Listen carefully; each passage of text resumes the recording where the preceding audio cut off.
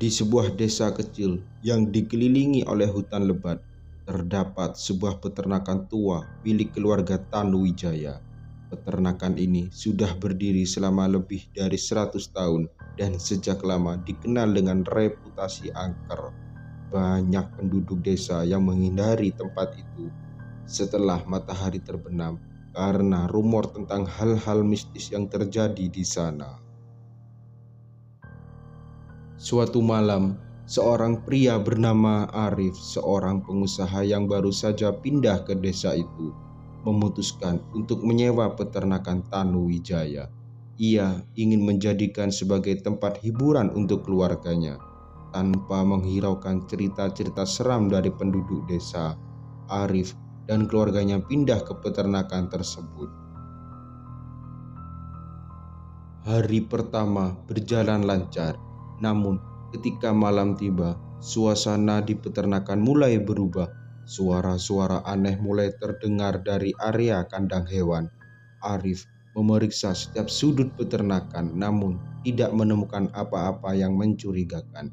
Malam kedua, suara-suara tersebut semakin mengganggu, diiringi dengan suara langkah kaki yang berat di lorong-lorong yang kosong.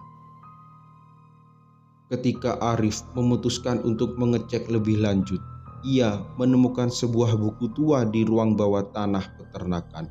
Buku tersebut tampak sudah sangat usang dan penuh debu.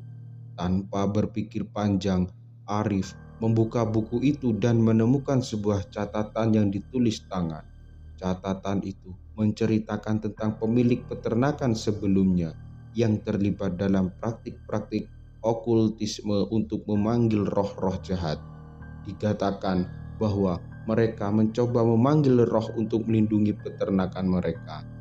Tapi roh-roh tersebut malah menjadi sangat agresif dan mengganggu siapapun yang tinggal di sana. Semakin malam semakin larut, Arif merasa ada sesuatu yang tidak beres.